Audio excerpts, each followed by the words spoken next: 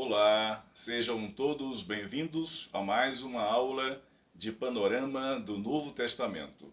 Nossa aula de número 23. Nesta aula vamos tratar de um assunto um pouco mais longo, porque vamos tratar de três cartas juntas: 1 Pedro, 2 Pedro e Judas. Se você sabe a ordem dos livros canônicos, você deve lembrar que 1 Pedro e 2 Pedro estão juntas, uma após a outra, mas a carta de Judas não está próxima de Pedro, nem está em seguida a 2 Pedro. Ela está lá colada a Apocalipse, entre 3 João e Apocalipse. Por que então vamos tratar de Judas nesta aula? Vamos detalhar esse assunto, mas adianto que Judas muito está relacionada à carta de 2 Pedro. Uma grande quantidade do material literário de Judas está reproduzido em 2 Pedro. Quando nós estudamos 2 Pedro, nós também estudamos Judas, porque, como disse, grande parte de todo o material de Judas, que não tem capítulo, só tem versículos, são 25 versículos, grande parte, quase a totalidade, desses 25 versículos estão reproduzidos em 2 Pedro. Isto é, ou Pedro dependeu de 2 Pedro, ou Judas dependeu de 2 Pedro para compor a sua carta, ou Pedro dependeu de Judas. Nós nunca saberemos qual é a ordem, quem dependeu de quem. O que nós sabemos é que as cartas muito se parecem. Por conta disso, nós tratamos, os eruditos, os estudiosos tratam das cartas como uma unidade, uma coisa só. No cânon, como já disse, na sequência dos livros, Judas está colado ao Apocalipse, longe de 2 Pedro, por questões de organização. Mas, em termos de estudo, fazemos junto. Então, vamos começar, como você pode ver, 1 Pedro, 2 Pedro e Judas. Vamos tratar primeiramente, claro, de 1 Pedro, porque é uma sequência cronológica. Primeiro foi escrito 1 Pedro, em seguida foi escrita a segunda carta de Pedro, em algum momento próximo foi escrita a carta de Judas. Ok, como nós sempre começamos, pelo remetente e pelo destinatário. Vamos ler então 1 Pedro capítulo 1, versículo 1, que diz assim: Pedro, apóstolo de Jesus Cristo, aos eleitos peregrinos da dispersão no Ponto, Galácia, Capadócia, Ásia e Bitínia. Então você percebe quem escreveu essa carta. 1 Pedro, claro, foi o apóstolo Pedro. Para quem Pedro escreveu? Ele diz claramente aqui: aos eleitos peregrinos da dispersão. Lembra que nós já falamos o que é dispersão? O espalhamento dos judeus cristãos pelo Império Romano. Saíram de Jerusalém e se espalharam por Roma, pela Ásia Menor. Tinha cristão em todo que é lugar. Pedro escreveu para uma parcela desses cristãos dispersos pelo Império Romano, como nós vimos em uma aula anterior, disperso desde o Pentecoste. Muitas nações estavam lá e, claro, foram impactadas pelo Evangelho. 3.000 almas se converteram de todas as nações e, quando voltaram para as suas casas, voltaram convertidas e lá fundaram as igrejas. Lá compartilharam o Evangelho. Nós vimos também uma segunda dispersão próxima, que é de Atos capítulo 8, do martírio de Estevão. Por causa da perseguição, os cristãos saíram de Jerusalém e foram espalhados, né? Então havia cristãos espalhados pelo mundo romano todo. E Pedro cita aqui algumas regiões, algumas províncias. Aqui são províncias. Você pode ver no mapa. Este é o mapa da atual Turquia, esta região atual Turquia, na Bíblia é chamada de Ásia ou Ásia Menor. Aqui está parte da Europa, atual Grécia, na época era dividida em Macedônia e Grécia. aqui o norte do Egito e a Palestina aqui, o Estado de Israel hoje. E aqui estão mostradas as regiões, as províncias romanas para as quais Pedro escreveu. Pedro escreveu aos eleitos peregrinos da dispersão no Ponto, olha só. Ponto é uma região daqui. Ele não está escrito aqui, mas é aqui por cima, o Ponto. Galácia, a Galácia aqui, ó, escreveu para cristãos da Galácia. Capadócia, que está aqui, ó, Capadócia, na minha direita, que é o leste da Ásia Menor. Ele também escreveu para a Ásia, olha só, a Ásia, capital Éfeso, e Bitínia, aqui em cima, olha só. Então, resumindo, para que região, para que local do Império Romano Pedro escreveu? Para os cristãos, algumas cidades, algumas províncias romanas da Ásia Menor. Ele elenca Ponto, Galácia, Capadócia, Ásia e Bitínia. Portanto, eram pessoas e regiões pontuais que Pedro escreveu. Muito bem? Então, ainda voltando, quero ler o capítulo 5. Ele diz o seguinte, 1 Pedro. Portanto, suplico aos presbíteros que há entre vós, eu que sou presbítero com eles, testemunha dos sofrimentos de Cristo e participante da glória que será revelada. Então, o autor, sem sombra de dúvida, é o apóstolo Pedro. E ele diz, como já mencionamos, ele cita aqui os seus leitores, isto é, uma carta geral. Por isso que 1 Pedro, assim como a carta de Paulo aos Gálatas, são cartas escritas para uma região grande, não apenas para uma igreja, ou para um cristão, como 1 Timóteo, como Tito, mas para uma região. A carta de Paulo aos Gálatas não está classificada como carta geral, porque ela está classificada como outra carta, mas ela é, em tese, uma carta geral, porque foi escrita para uma região da Galácia, para várias igrejas, uma quantidade maior de cristãos. Pedro também, está dito aqui, uma região vasta, por isso é chamado de carta geral. Muito bem. De onde Pedro escreveu esta carta? Onde é que estava Pedro? Veja no capítulo 5 de 1 Pedro, no versículo 13, já no finalzinho da sua carta, Pedro diz: aquela que é coeleita convosco, que está na Babilônia, vos cumprimenta, como também meu filho Marcos. Este Marcos aqui é o autor do Evangelho, o mesmo João Marcos de Atos, aquele que Paulo pede para que Timóteo traga, que me é útil para o ministério, que bem anos antes desistiu praticamente no meio, ou quase isso, da primeira viagem missionária. Esse Marcos aqui. Ele cita Babilônia. É claro que não é a Babilônia da Mesopotâmia. Ela há muito havia saído do cenário bíblico, né? Havia pessoas lá, havia possivelmente judeus lá, havia, que não retornaram do exílio babilônico. Mas é claro que não há evidência nenhuma de que Pedro fez um ministério na Babilônia, que fundou igreja lá, nem Atos mostra isso. Portanto, essa Babilônia aqui é um apelido, um codinome, uma referência simbólica à cidade de Roma.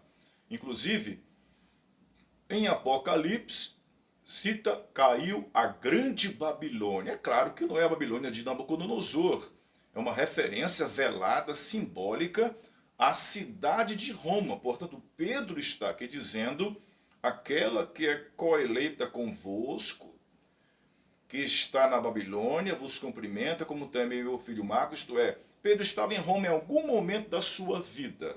Pedro não fundou a igreja de Roma, nem o apóstolo Paulo. Não há qualquer evidência em Atos e na literatura histórica, não há. Mas Pedro esteve em Roma. Paulo esteve em Roma, morreu inclusive na cidade de Roma. Em algum momento da vida de Pedro, alguns dizem entre o primeiro aprisionamento de Paulo e o segundo da sua morte, Pedro esteve lá, em Roma, e escreve para essas regiões, como já citei, as outras regiões da Ásia Menor. Então, essa referência à Babilônia, é claro que Pedro está escrevendo da cidade de Roma para essa região da Ásia Menor, para as províncias que ele cita aqui. Qual o propósito de Pedro escrever esta primeira epístola? É claro, pela leitura, nós vamos constatar isso, mas você deve ler 1 Pedro com isto em mente, que Pedro escreveu para encorajar os cristãos que passavam por sofrimentos por causa de perseguições. Quando nós lemos 1 Pedro, nós vamos ler com isto em mente, que Pedro está escrevendo para cristãos da Bitínia, da Capadócia, da Galácia, do Ponto, da Ásia, que estavam sofrendo, e o sofrimento causado por perseguições. Não a perseguição estatal, como a que prendeu o apóstolo Paulo, segundo a Timóteo, vai matá-lo. Uma perseguição neroniana, uma perseguição a partir do incêndio de Roma, que o Estado romano, especialmente a cidade de Roma, imprimiu oficialmente contra os cristãos. Esta perseguição aqui, este sofrimento, é um sofrimento pontual de perseguição, como qualquer cristão sofre, como em locais que a igreja sofre, em outros não. Nós, no Brasil, não sofremos perseguição por sermos cristãos, mas cristãos do Oriente Médio sofrem. Cristãos que moram na Coreia do Norte sofrem. Cristãos que moram na China sofrem. Era este o caso aqui. Esses irmãos da Ásia Menor estavam sofrendo perseguição, não uma medida do império, mas perseguição de blasfêmias, de mentiras que eram colocadas sobre os cristãos, calúnias. Numa linguagem de hoje, o cristão ia comprar alguma coisa no mercado e o vendedor se recusava porque ele era um cristão, não conseguia emprego, enfim, perseguição que nós conhecemos muito bem, inclusive em alguns lugares do mundo, como já citei. Então, quando nós lemos 1 Pedro, vamos ler isso em mente. Eu separei um texto para servir de modelo nesse primeiro momento. 1 Pedro, capítulo 1, 6 e 7, Pedro diz, 1 Pedro, capítulo 1, versículos 6 e 7, Pedro diz, nisso exultais, ainda que agora sejais necessariamente afligidos por várias provações, por algum tempo, por um pouco de tempo, para que a comprovação da vossa fé, mais preciosa do que ouro que perece, embora provado pelo fogo, redunde em louvor, glória e honra na revelação de Jesus Cristo. Este texto é um texto geral que mostra que os cristãos passavam por provações, por sofrimentos. Agora sim, ao longo da carta, nós veremos de que natureza é este sofrimento. E vamos constatar que é através da perseguição. O vizinho que perseguia o cristão, o patrão perseguia o cristão, o amigo denunciava o cristão, acusava o cristão de muitas coisas. Esse nível de perseguição local, pontual, mas que causava sofrimento. Então, propósito através da carta.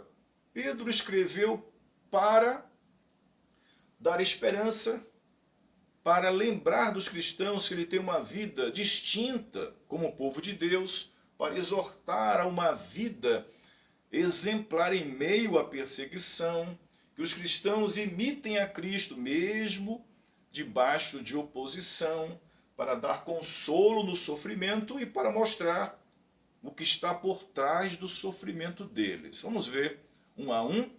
Pedro escreveu, e como mais uma vez eu repito, quando nós lemos 1 Pedro, nós vamos ler com algo em mente. O que é e o que deve estar na nossa mente? Que os cristãos aqui passavam por sofrimentos causados por perseguições locais, não estatal, mas locais, mesmo assim de grande sofrimento. Então Pedro escreveu para dar esperança para aquele que sofre. Então, capítulo 1, 3 a 5, veja o que Pedro diz: Bendito seja o Deus e Pai de nosso Senhor Jesus Cristo, que nos regenerou para uma viva esperança, segundo a sua grande misericórdia, pela ressurreição de Jesus Cristo dentre os mortos, para uma herança. Olha só, Pedro está dando esperança para aqueles que sofrem, para uma herança que não perece. Vocês podem até perecer, vocês podem até morrer, mas a herança preparada por Deus não perece, mas não se contamina nem se altera, reservada nos céus para vós, que sois protegidos pelo poder de Deus mediante a fé para a salvação preparada para se revelar no último tempo. Grande esperança esta para aquele que sofre. Ameaças severas de dores físicas, inclusive até, quem sabe, a morte. Ele diz: fiquem tranquilos que esta herança reservada não se acaba.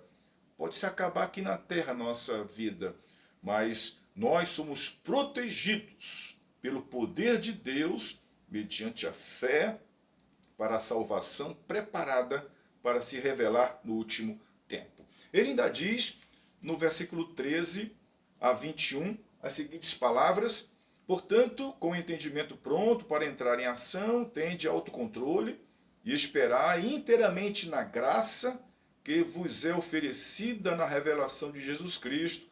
Como filhos obedientes, não vos moldeis aos desejos que tinhas em tempo passados na vossa ignorância. E assim ele vai adiante,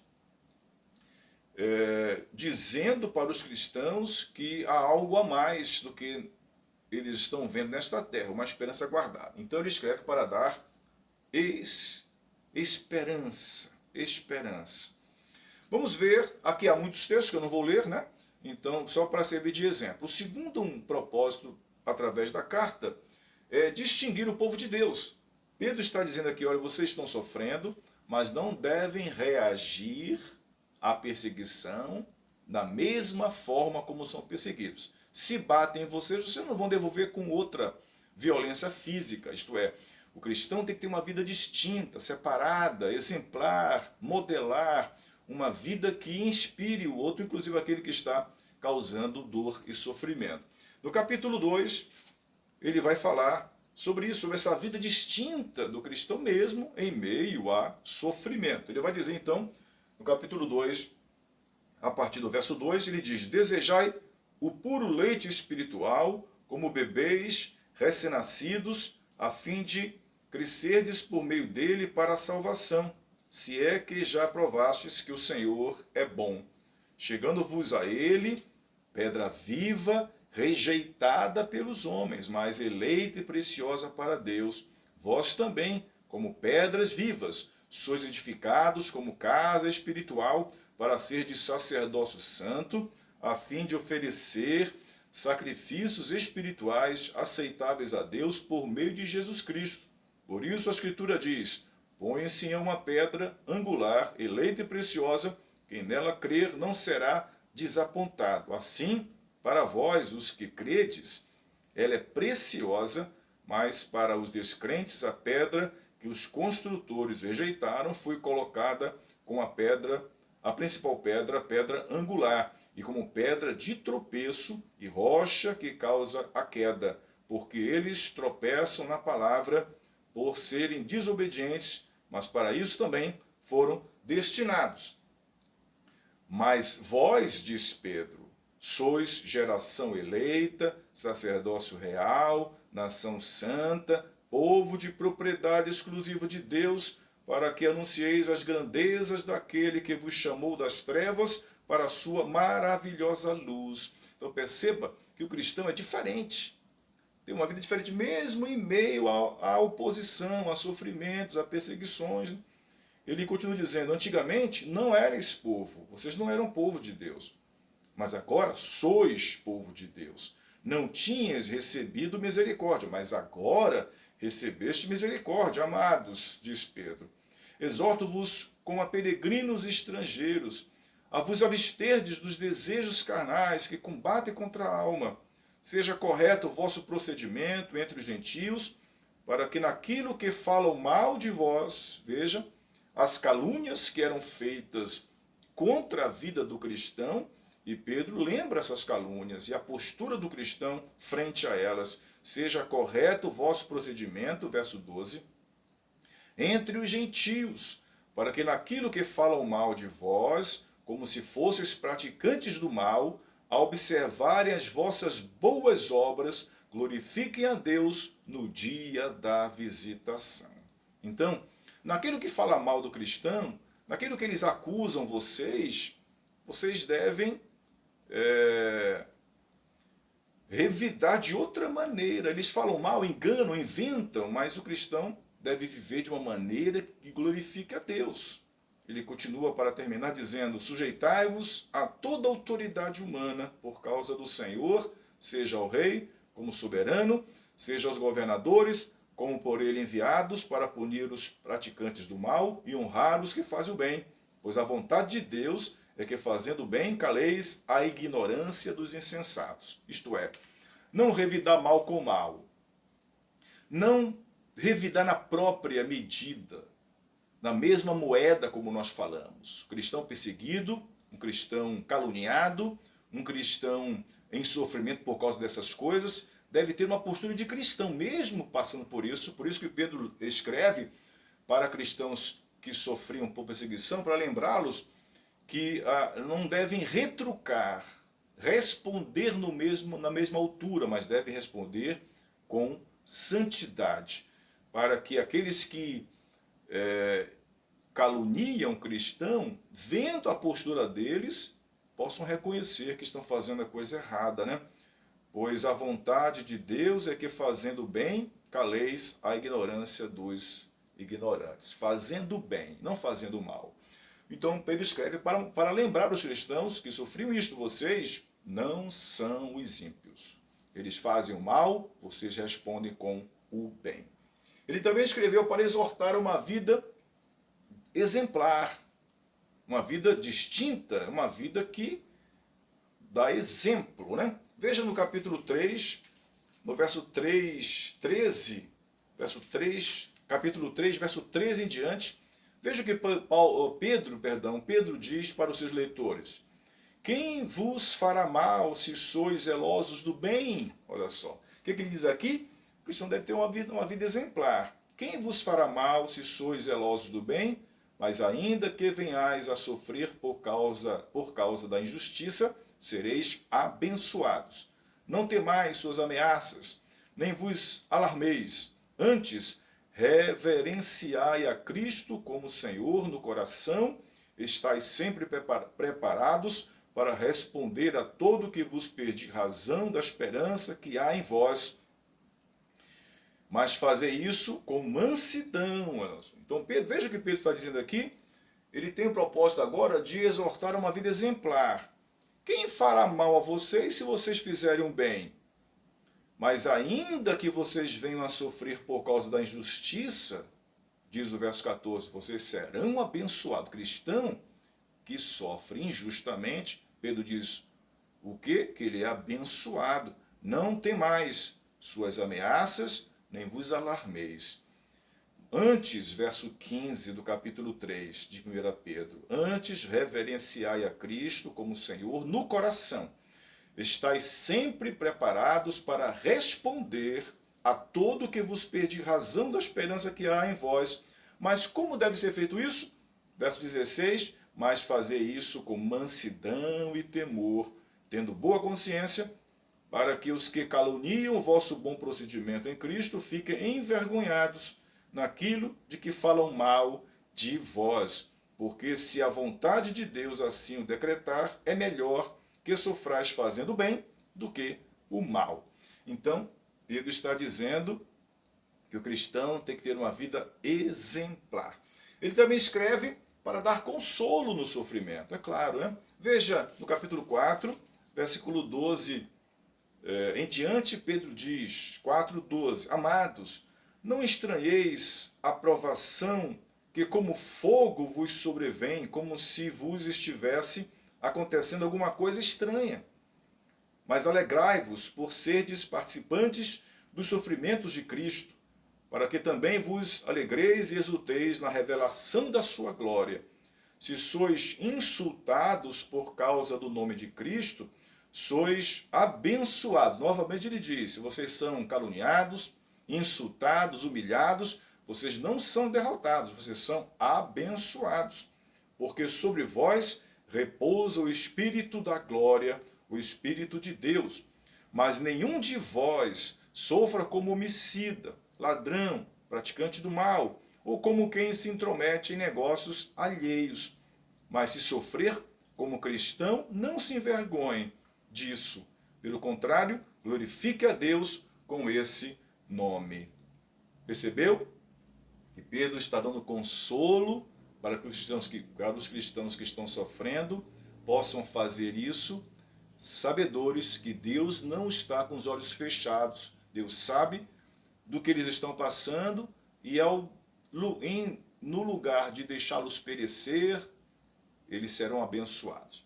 Por fim, Pedro vai escrever para mostrar para os cristãos, depois de ter dado esperança, depois de ter exortado a distinção, a uma vida exemplar, a imitação de Cristo, que eu até pulei, né? Pulei aqui esse propósito de Pedro também, mostrar que os cristãos devem imitar a Cristo. Veja o capítulo 4, eu vou voltar, porque é importante isso. Pedro escreve para que eles imitem a Cristo, capítulo 4. Portanto, uma vez que Cristo sofreu na carne, armai-vos também deste mesmo pensamento, pois aquele que sofreu na carne já está livre do pecado, para que no tempo que ainda vos resta na carne, não continueis a viver para os desejos dos homens, mas para a vontade de Deus. Porque basta que no tempo passado tenhais cumprido a vontade dos gentios, andando em libertinagens, prazeres, embriaguez, orgias, bebedeiras e idolatrias repulsivas. Eles acham estranho que não vos ajuntais a eles na mesma carreira desenfreada de licenciosidade, vos difamam. Terão de prestar contas àquele que está próximo, pronto para julgar os vivos e os mortos, pois é isso que o Evangelho foi pregado também aos mortos, para que, embora julgados segundo os homens, quando na carne vivam segundo Deus pelo Espírito. Por fim, ele está escrevendo para mostrar para os cristãos o que está por trás da perseguição, o que está por trás do sofrimento. Veja o capítulo 5, versículo 8 e 9, Pedro diz: tende bom senso e estáis atentos. Tenham bom senso e fiquem alertas. O diabo, vosso adversário, anda em derredor, rugindo como leão, que procura a quem possa devorar. O que está por trás, ou quem está por trás das perseguições dos cristãos, não só para os leitores de Pedro, além da maldade do homem que é também utilizada pelo inimigo, o diabo, diz Pedro. Ele está dizendo aqui o quê? Que esse sofrimento, estas perseguições, estas calúnias, estas humilhações não são gratuitas. Elas vêm do mundo espiritual do mal. Ele diz, fiquem alertas. Não pense que é o vizinho de vocês que está caluniando. É o diabo, o vosso adversário. Quem é o adversário? É o vizinho? É o caluniador? Não. É o diabo. O diabo, vosso adversário, anda em derredor, rugindo como leão, que procura a quem possa devorar. Qual é a resposta do cristão a este ataque de Satanás? Resistir-lhe firmes na fé, sabendo que os mesmos sofrimentos estão acontecendo entre vossos irmãos no mundo. Resistir ao diabo, e ele fugirá de vós. A postura do cristão diante da perseguição, motivada pelo reino do espiritual do mal, resistir na fé. Resistir na fé. Lembrando de uma coisa, que o sofrimento de perseguição que estavam passando não era exclusividade deles. os demais cristãos no mundo de Pedro estavam passando pelas mesmas coisas. Muito bem. Qual a estrutura de 1 Pedro? Dividi em 3 partes. A primeira, Pedro fala da salvação do crente. A segunda parte, a conduta do crente na sociedade. Isto é, ele é um salvo. Pedro estabelece essa tese primeiro. O cristão é alguém salvo, regenerado. E agora a segunda parte da carta, a segunda seção da carta é como esse crente deve viver então. É a conduta do crente na sociedade. Sociedade pagã, ímpia, pecaminosa. O cristão é salvo, mas ele não está no céu ainda. Ele vive numa sociedade. Pedro aborda isso no capítulo 2, verso 11 até o capítulo 3, verso 12. E a terceira e última parte, ele fala, claro, do sofrimento do crente. O cristão é salvo, mas ele vive na terra, e na terra tem uma sociedade corrompida, gerenciada pelo mal, pelo diabo. Isso gera o sofrimento do crente. Essa é a estrutura básica da primeira carta de Pedro, e qual a ênfase teológica de Pedro nesta primeira carta? A salvação do crente e os resultados desta salvação na vida do cristão, em meio a uma sociedade perdida em seus pecados. Esta é a ênfase teológica. Entre algumas que tem aqui, a principal que salta aos olhos, a ênfase teológica geral da carta é esta. Falar sobre a salvação do crente. O crente é um salvo. Só que esta salvação traz frutos para a vida do crente. Isto é, os resultados desta mesma salvação na vida do cristão que vive no meio de uma sociedade ímpia e perdida em seus pecados. Veja o que Pedro diz, 1 Pedro, capítulo 1, para nós relermos, né? 1 Pedro 1, de 1 a 5, Pedro diz: Pedro, apóstolo de Jesus Cristo, aos eleitos peregrinos da dispersão no Ponto, Galácia, Capadócia, Ásia e Bitínia, eleitos segundo a presciência de Deus Pai, pela santificação do Espírito, para a obediência e a expiação do sangue de Jesus Cristo, graça e paz vos sejam multiplicadas. Aqui está o resumo do Evangelho. Aqui está o propósito da salvação. Nós somos eleitos pela presciência de Deus Pai, santificados pelo Espírito, para a obediência e a expiação do sangue de Cristo.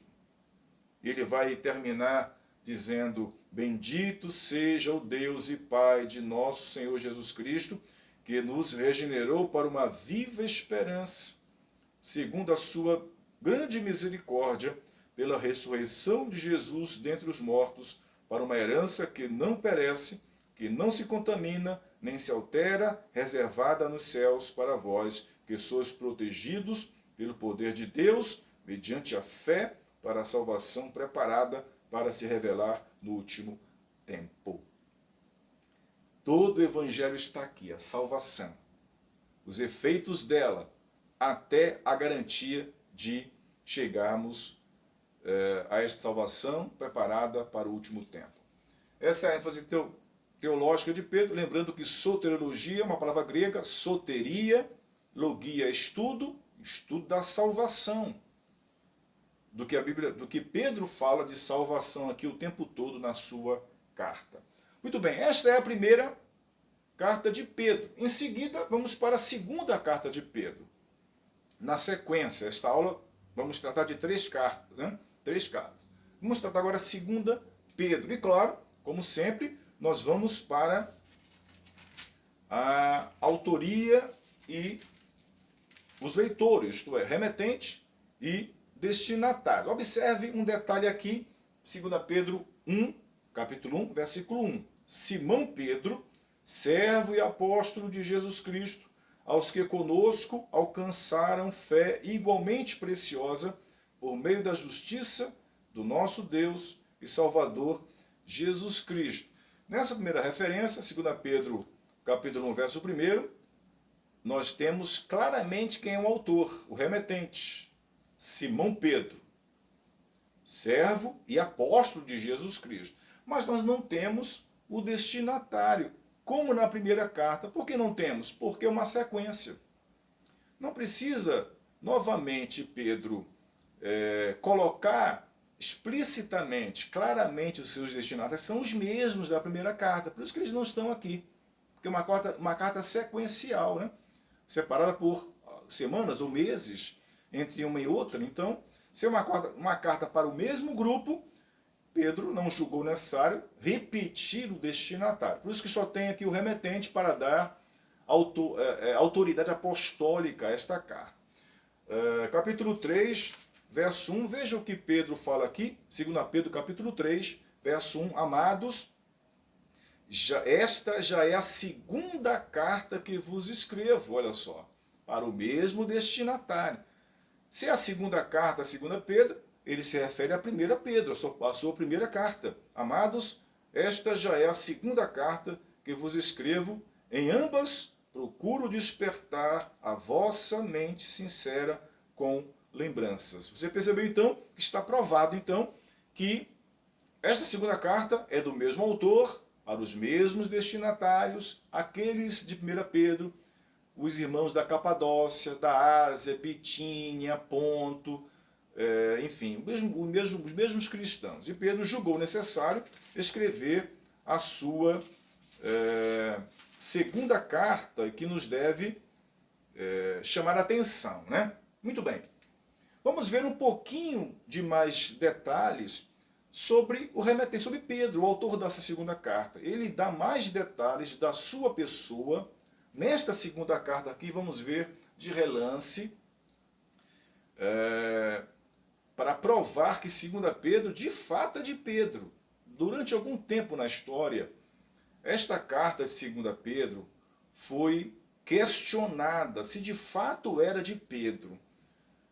A evidência interna mostra claramente que é do mesmo autor de 1 Pedro, como nós vimos no capítulo 3. Esta já é a segunda carta que vos escrevo. Ora, se é a segunda, a primeira do mesmo autor. 1 Pedro, que não é questionada, é Pedro mesmo. Na segunda carta, a gente vê maiores detalhes sobre o autor, para tirar dúvida de alguém que tem essa dúvida, que 2 Pedro é de Pedro, o apóstolo, autor de 1 Pedro. Então eu começo falando que Pedro como ele se autodenomina. Ele diz na segunda carta, no capítulo 1 que lemos, no verso 1, Simão. Ele se autodenomina Simão Pedro. Este mesmo Simão Pedro, muitas vezes, dito palavras de Jesus, chamando Pedro, Simão Pedro, referência a Pedro, de Atos e dos Evangelhos. Jesus costumava chamar Pedro de Simão. Ele diz que era apóstolo, portanto, só pode ser o Pedro, discípulo de Jesus e apóstolo do livro de Atos. No capítulo 1, verso 14, não vamos ler o Evangelho porque não há tempo. No capítulo 1, verso 14, o autor dá, que é o mesmo Pedro, dá mais um detalhe sobre a sua pessoa. Veja o que ele diz aqui no 14. 2 Pedro 1, 14. Sabendo que em breve deixarei este meu tabernáculo, como nosso Senhor Jesus Cristo assim me declarou. Tabernáculo aqui é uma referência ao corpo. Pedro está dizendo aqui, em outras palavras, sabendo que em breve, irmãos, em breve eu vou morrer. Deixarei este meu tabernáculo, é uma forma poética de falar da morte. Deixarei este meu tabernáculo como, ele diz, nosso Senhor Jesus Cristo assim me declarou, isto é, Jesus disse isso como seria a minha morte. Esta referência, esse detalhe da vida de Pedro está em João 21, 18 e 19. No capítulo 21 do Evangelho de João, Jesus diz como Pedro vai morrer. Não vamos ler, como disse, por questão de tempo, para não ficar muito longa esta aula.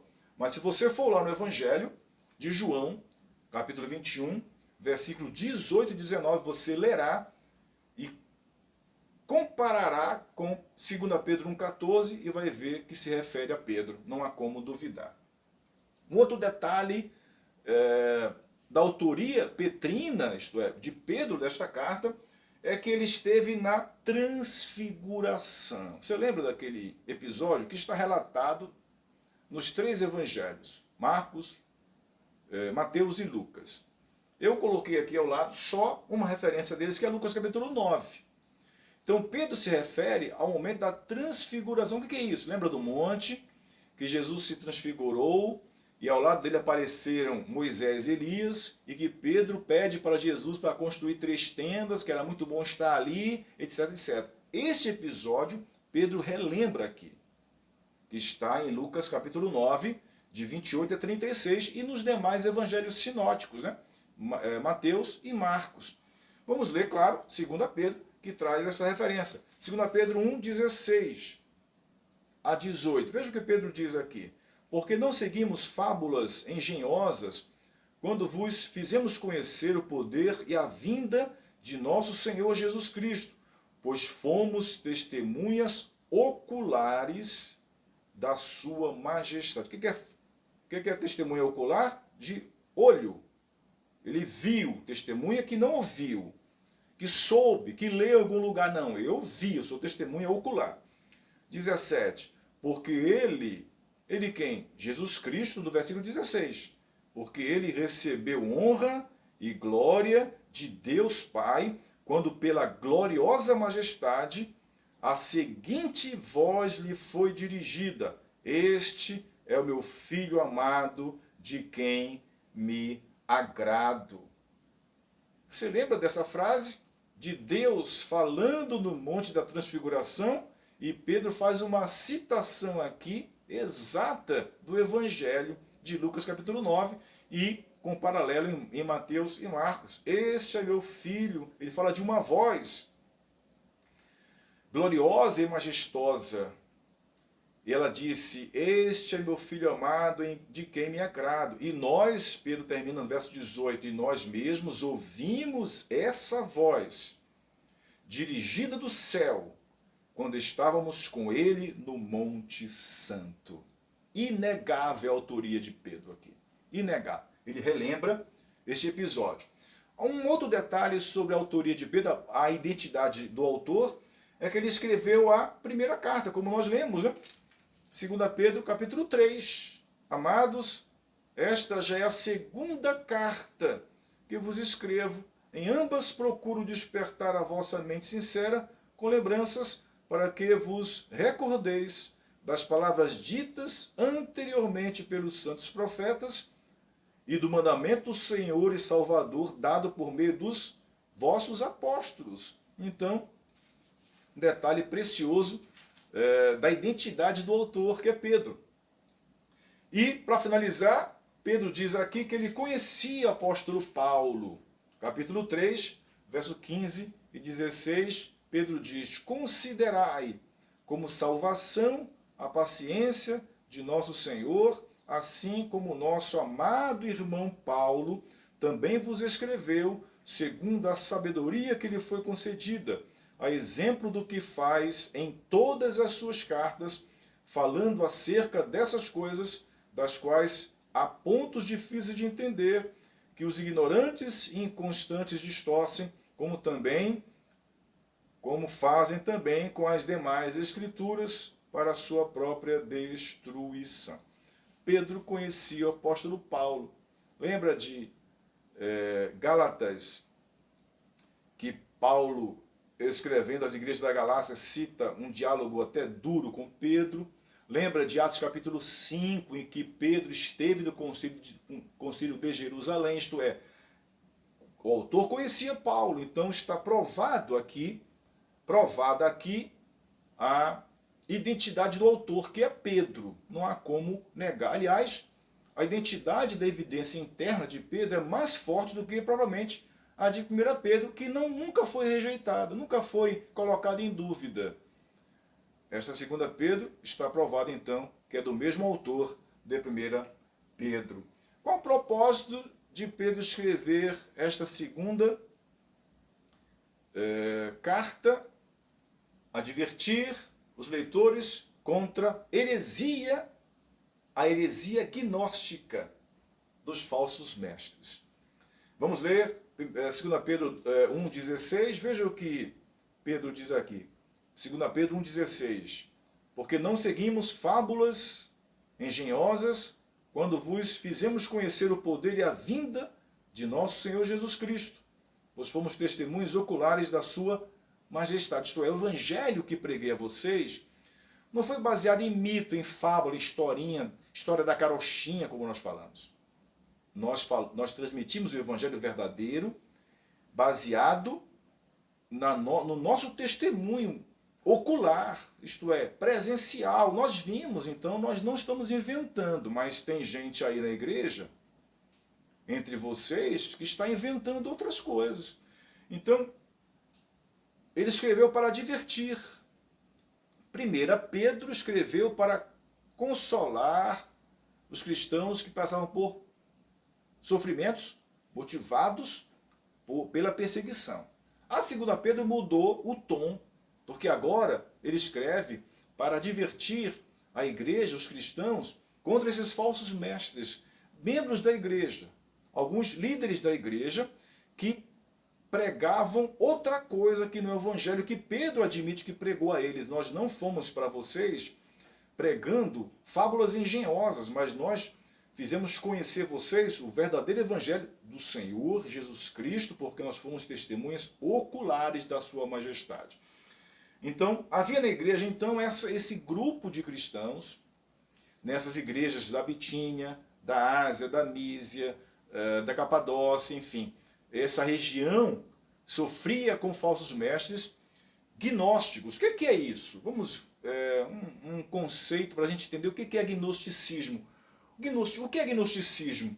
O gnosticismo, os gnósticos defendiam possuir um conhecimento espiritual não revelado na pessoa de Cristo. Observe, cristãos das igrejas defendiam possuir um conhecimento espiritual não revelado na pessoa de Jesus Cristo. Isto é, eles traziam novidades para a igreja, novidades à igreja.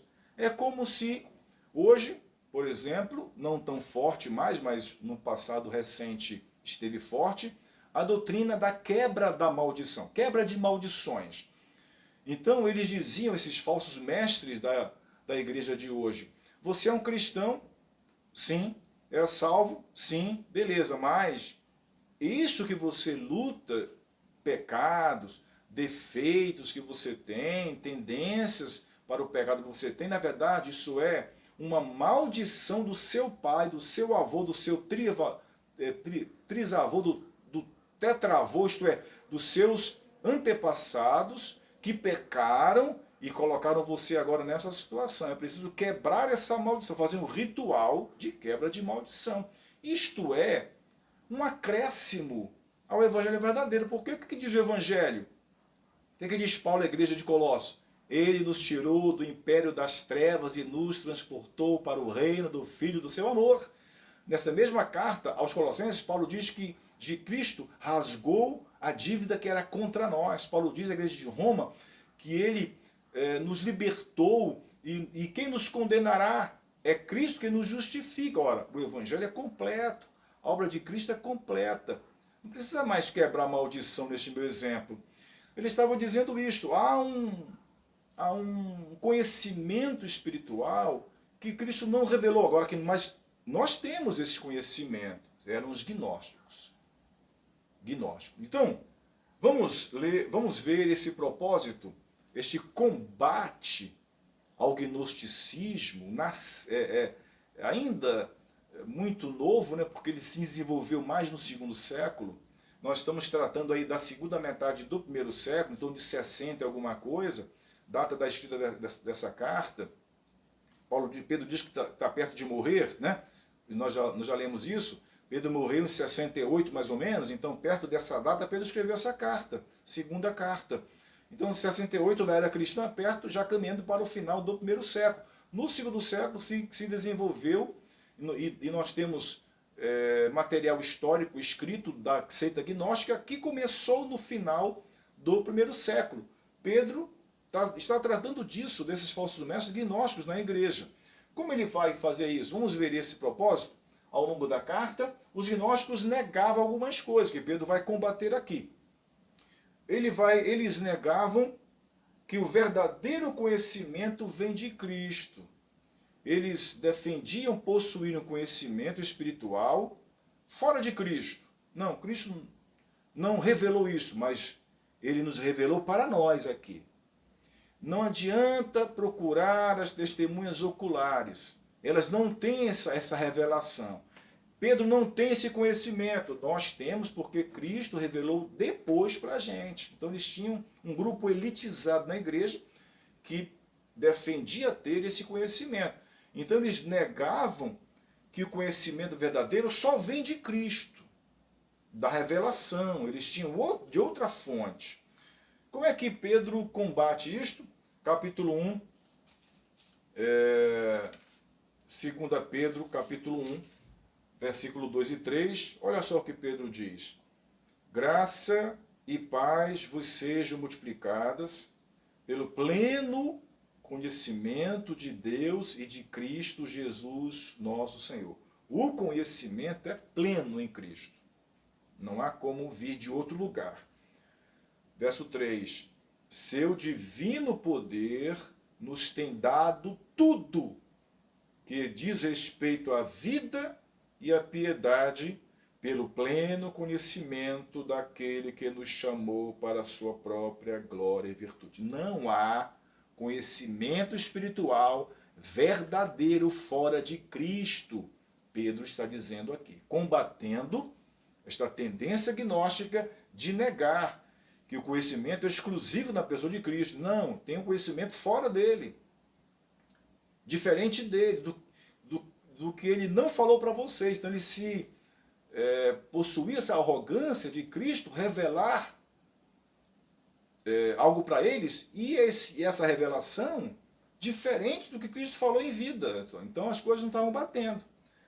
Versículo 19 a 21, Pedro diz, ainda do capítulo 1, assim temos ainda mais firme a palavra profética, e fazeis bem em estar atentos a ela, como a uma candeia que ilumina um lugar escuro, até que o dia amanheça, e a estrela da alva surja em vosso coração. Sabei antes de tudo que nenhuma profecia das Escrituras é de interpretação particular, pois a profecia nunca foi produzida por vontade humana, mas homens falaram da parte de Deus, conduzidos pelo Espírito Santo. Isto é, a revelação de Jesus Cristo, o conhecimento vem da Escritura, não vem de outro lugar. Não vem de êxtase, não vem de olhos revirados, não vem de uma meditação em cima do monte. A revelação, diz Pedro aos irmãos, ela vem de Jesus Cristo. Por isso que ele diz no verso 19, temos ainda mais firme a palavra profética, e fazeis bem em estar atentos a ela. Isto é, a palavra da Escritura. Então, conhecimento total, pleno, final em Jesus Cristo. Pedro combate a tendência gnóstica de dizer que não, há outros conhecimentos que vocês não têm. É como se eles dissessem para Pedro, Pedro, nós temos conhecimento que você não tem, você foi testemunho ocular. Mas ele não disse tudo, disse para a gente algo mais. Nem Pedro diz, não é assim não. Nós ficamos com a Escritura, com o que está escrito, com a testemunha ocular, com os apóstolos, com os profetas. Portanto, a revelação é exclusiva, não é desse jeito que vocês pensam. Pedro escreveu, portanto, com esse propósito de combater esta negação que o conhecimento vem além de Cristo. Ele também escreveu contra a tendência gnóstica de negar que a salvação vem unicamente por Cristo. Veja só, os gnósticos negavam que não a salvação, mas que ela vem exclusivamente por Cristo. Eles negavam isso. Veja, no capítulo 2, de 1 a 3, Pedro vai dizer isso aqui, mas entre o povo, 2 Pedro 2, de 1 a 3, mas entre o povo também houve falsos profetas. Assim como entre vós haverá falsos mestres. Pedro lembra, assim como no passado, do povo de Israel, apareceram falsos profetas, há entre vós hoje os falsos mestres. Ele continua dizendo, as ocultas introduzirão heresias destruidoras, negando até o Senhor que os resgatou e trazendo sobre si mesmos repentina destruição. Veja a malignidade desta heresia. Veja o prejuízo que Pedro está vendo à igreja a partir dessa heresia. Assim como no passado do povo de Deus surgiram falsos profetas, também surgem na igreja falsos mestres. E o que esses falsos mestres fazem? As ocultas, não é? Transparentes, as ocultas, introduzirão o quê? A verdade não, as heresias. Heresias que o que elas fazem? Destroem, destruidoras. E que heresia é essa? Ele nega até o Senhor que os resgatou. Isto é, a salvação, ela vem de outro lugar, não de Cristo. Ele não é exclusivo. Você deve lembrar, se você foi batizado nas águas, o pastor deve ter dito a você, irmão fulano de tal, você crê em Jesus Cristo como seu único e suficiente Salvador? E você respondeu, sim, eu creio. E ele batizou você, não foi assim? Exatamente. Cristo, ele é o Salvador. Ele não é um Salvador ou um dos salvadores que nós temos disponíveis para nós. Ele é exclusivo. Salvador único e suficiente. Os gnósticos negavam isto. E Pedro diz claramente, as ocultas introduzirão heresias destruidoras, negando até o Senhor que os resgatou. E veja que ele diz mais, no verso 2, e muitos seguirão sua vida de libertinagem. Muitos vão seguir esses falsos mestres. Muitos vão acreditar na heresia. E o caminho da verdade será difamado por causa deles. O caminho da verdade, o evangelho verdadeiro, a igreja verdadeira será difamada. Ele termina dizendo, movidos pela ganância, também vos explorarão com suas artimanhas. Sua condenação desde há muito tempo não tarda, e a sua destruição não está inerte. Além disso, eles são gananciosos e exploram o povo. Parece que nós estamos lendo um texto atual. Então, Pedro está combatendo a tendência gnóstica de negar que a salvação vem unicamente, exclusivamente, por Cristo Jesus. E ele vai também combater a heresia gnóstica, negava a segunda vinda de Jesus Cristo. Veja só, um cristão, ele espera a segunda vinda, ele aguarda a segunda vinda. Os gnósticos, ao contrário, negavam a segunda vinda. Veja o capítulo 3, 3 a 4, Pedro diz assim, sabei que antes de tudo, que nos últimos dias virão zombadores, com sua zombaria, andando de acordo com seus próprios desejos, dizendo, onde está a promessa da sua vinda? Porque desde que os pais morreram, todas as coisas permanecem como desde o princípio da criação. Cadê aquela promessa que Jesus vai voltar? Isso nunca aconteceu, há muito tempo, desde os nossos pais que estão falando isso, ele nunca vai voltar. Então eles negavam a segunda vinda de Cristo. Veja aí no verso 8, Pedro concluindo esse combate desta heresia gnóstica, mas vós, amados, não ignoreis uma coisa, um dia para o Senhor é como 1000 anos, e 1000 anos como um dia. Isto é, Deus não tarda e não falha. Isto é, está tudo na agenda divina. E Pedro lembra disso. Vocês acham que está demorando? Mas quero lembrar para vocês onde Deus vive. Ele vive na eternidade. E não esqueçam, não ignorem esta verdade, que um dia para o Senhor é como 1000 anos. 1000 anos como um dia. Se 1000 anos é um dia, nós estamos Nós estamos em 2022, já passaram 2 dias só. Só passaram 2 dias para Deus desde que Jesus veio ao mundo. Então, Deus não está atrasado. Eles estavam negando isso, né? Veja o versículo 9. O Senhor não retarda a sua promessa, ainda que alguns a considerem demorada.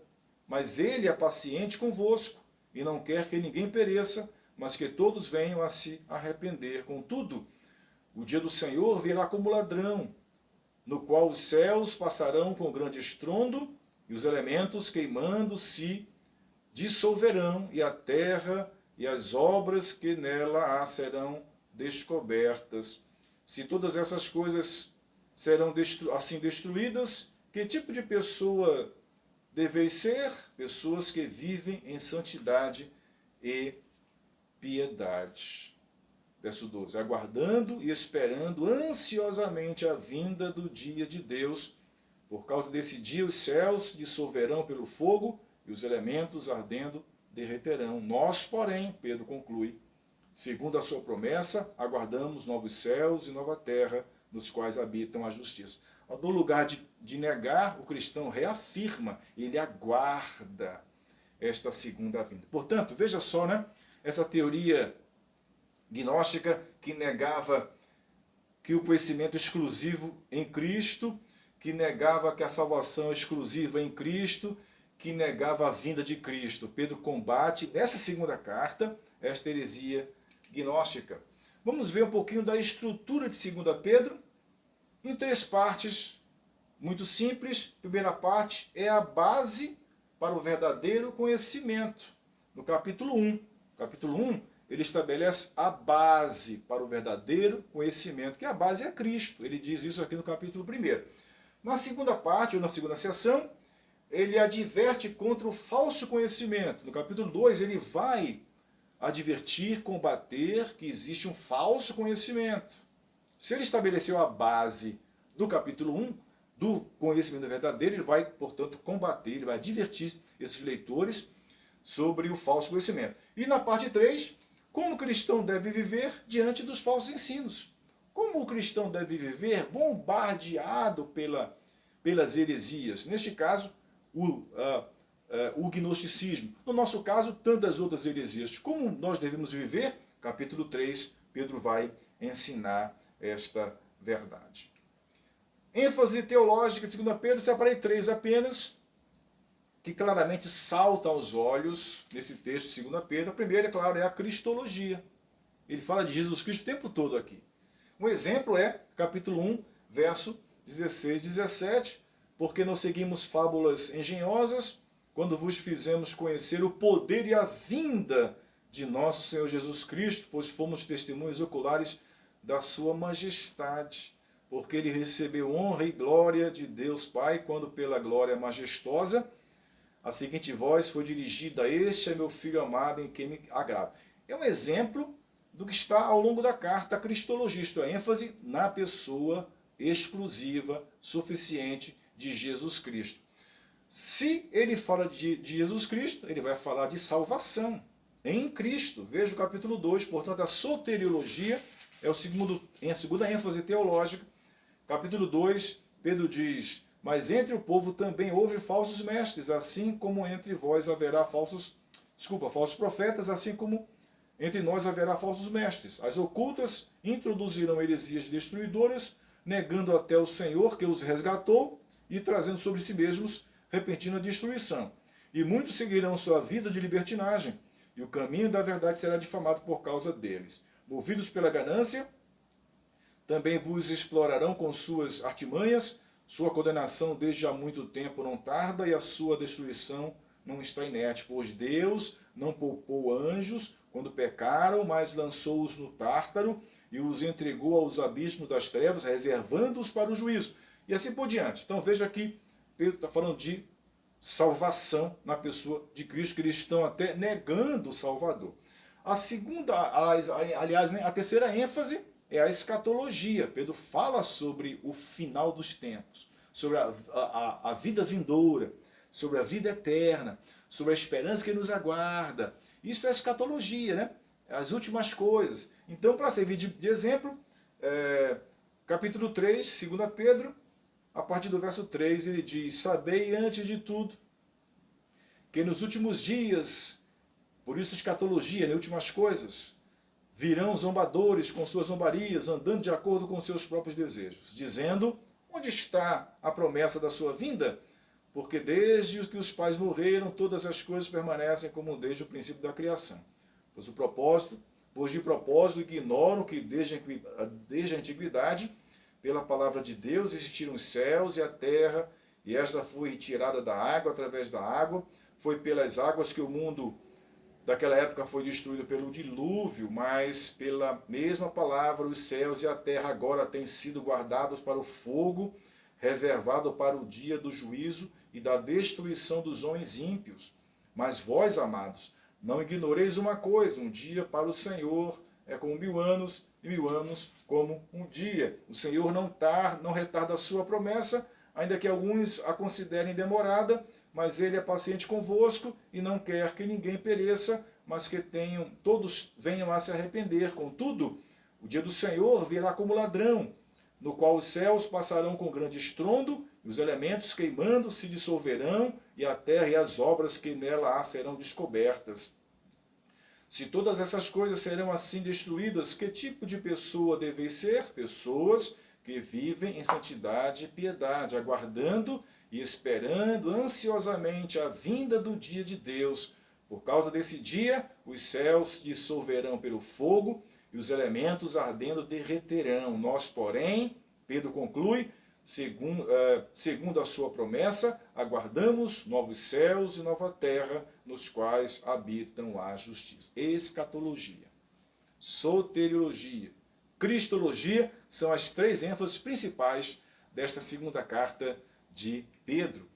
Muito bem, vamos finalizar com Judas. Judas não tem capítulo, ele tem apenas 25 versículos. Uma carta pequena, como disse, eu trouxe, como a maioria dos estudiosos trazem para o estudo junto com 2 Pedro, pela relação que há literária entre essas 2 cartas, mas na ordem dos livros da Bíblia, Judas está longe, 2 Pedro está depois de 3 João, colado em Apocalipse.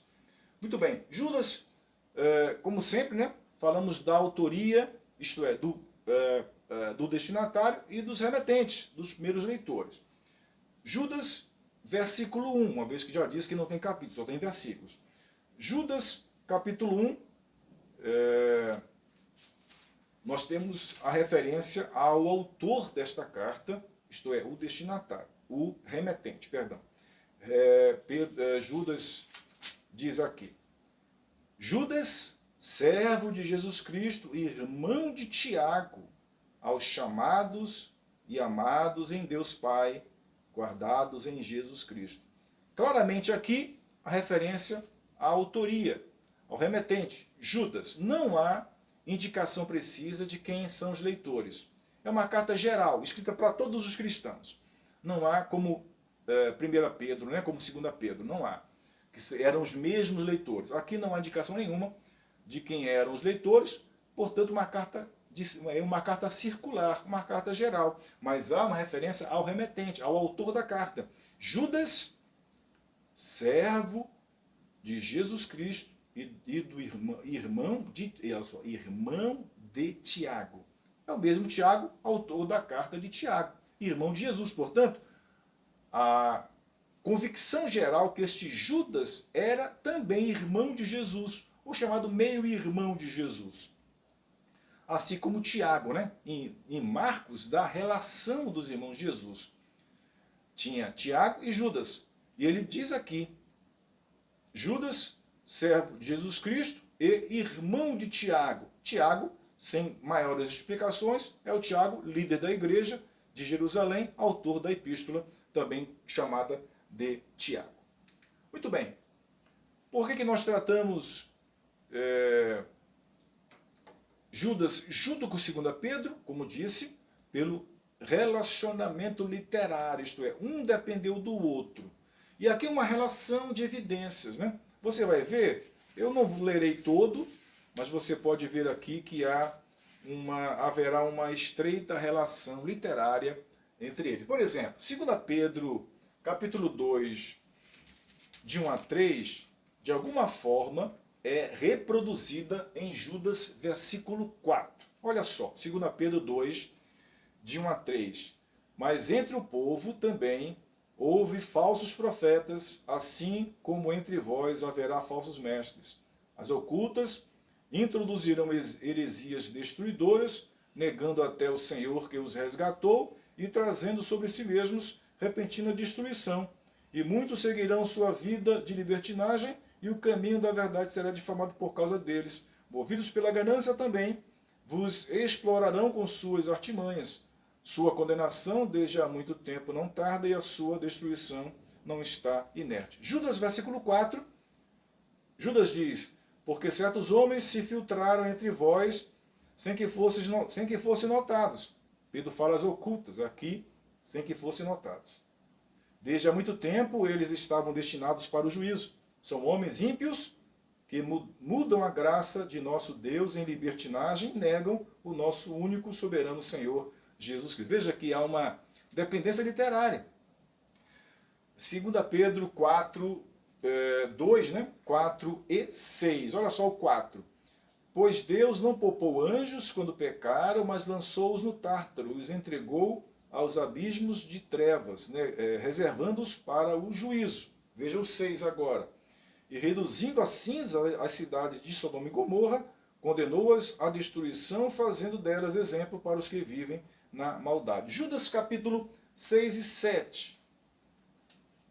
Os anjos que não mantiveram seus domínios, mas deixaram sua própria habitação, ele os tem confinado nas trevas em algemas eternas para o juízo do grande dia. A semelhança desses anjos, Sodoma e Gomorra, e as cidades circunvizinhas, que praticaram imoralidade e relações sexuais contra a natureza, foram postas como exemplo, sofrendo a pena de fogo eterno. Então você veja, eu não vou ler todo, porque são muitos textos, mas aqui está o paralelo.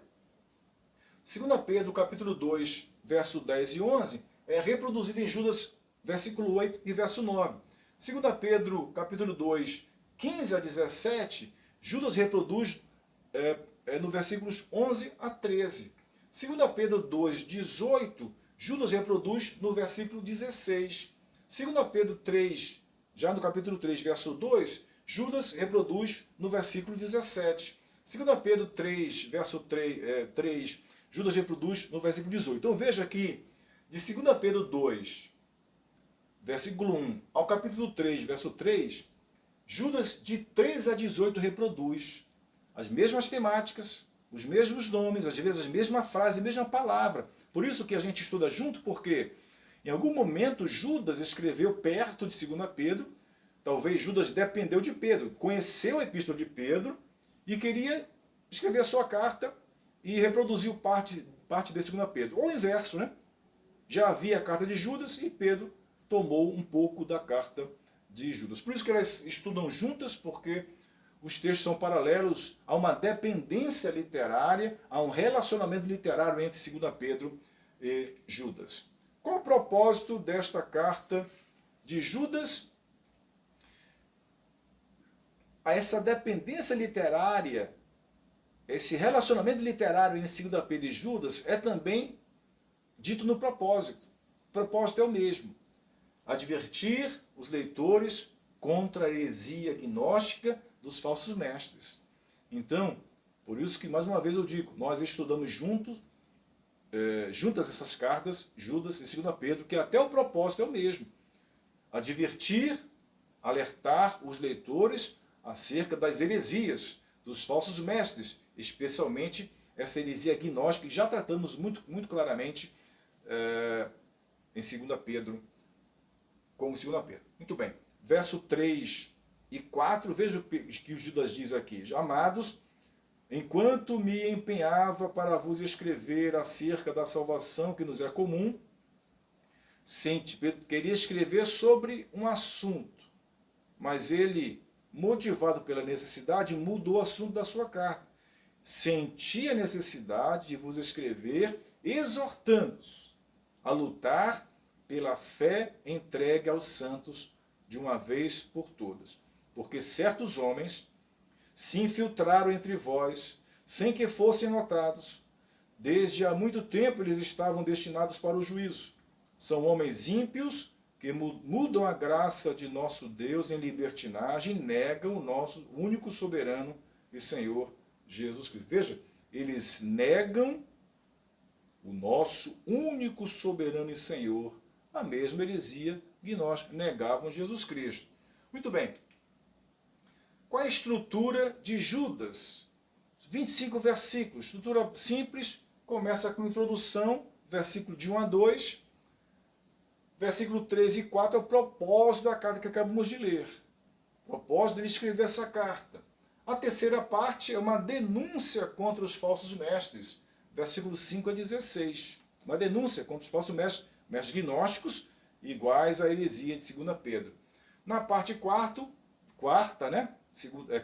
seção, ele exorta a fidelidade. Tem gente aí pregando que não deve, mas sejam fiéis ao verdadeiro evangelho. E a quinta parte, uma doxologia, de 23 a 25. O que é doxologia? Expressão de louvor. Quero terminar com ela, porque é uma expressão de louvor. Quero terminar louvando ao Senhor. Junto com os irmãos, junto com Pedro, versículo 23 a 25, ele diz: e salvai-vos, arrebatando-os do fogo, e a outros demonstrai misericórdia com temor, tendo repugnância até da roupa manchada pela carne.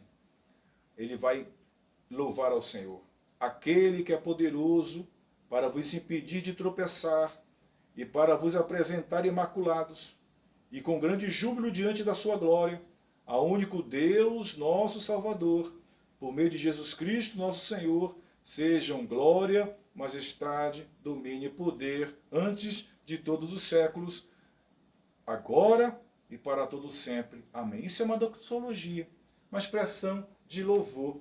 Com a ênfase teológica de Judas, a escatologia. Ele fala muito dos últimos tempos. Veja o versículo 6 e 7.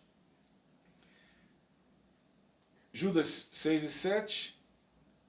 Os anjos que não mantiveram seus domínios, mas deixaram sua própria habitação, ele os tem confinado nas trevas em algemas eternas para o juízo do grande dia. Escatologia. Veja o 7. A semelhança desses anjos, Sodoma e Gomorra e as cidades circunvizinhas, que praticaram imoralidade, relações sexuais contra a natureza, foram postas como exemplo, sofrendo a pena do fogo eterno. Escatologia. Veja o versículo 13 a 15. São como ondas bravias do mar, espumando suas próprias indecências, estrelas fora de curso, para as quais a escuridão das trevas tem sido reservada para sempre. Escatologia. A respeito deles também, profetizou Enoque, o sétimo depois de Adão, dizendo: o Senhor veio com seus milhares de santos para executar juízo sobre todos e convencer a todos os ímpios de todas as ações de impiedade que impiamente cometeram e de todas as palavras duras que ímpios pecadores proferiram contra ele. Versículo 18. Os quais vos diziam: nos últimos tempos haverá pessoas que zombarão, dominadas por seus desejos ímpios. Escatologia. Por final, verso 23 e 24. E salvai-vos, arrebatando-os do fogo, fogo eterno. E a outros demonstrai misericórdia com temor, tendo repugnância até da roupa manchada pela carne. Aquele que é poderoso, até na doxologia tem escatologia, aquele que é poderoso para vos impedir de tropeçar e para vos apresentar imaculados com grande júbilo diante da sua glória. Escatologia. Portanto, a ênfase teológica de Judas o tempo todo é lembrar para esses cristãos que são ameaçados pela heresia, fiquem firmes do evangelho, o ímpio será condenado e lançado no fogo, e vocês alcançarão a glória eterna. Ficamos aqui, uma aula um tanto mais longa do que deveria, mas afinal de contas tratamos de 3 cartas, né? 1ª e 2ª Pedro e Judas. Deus o abençoe, Até a próxima aula.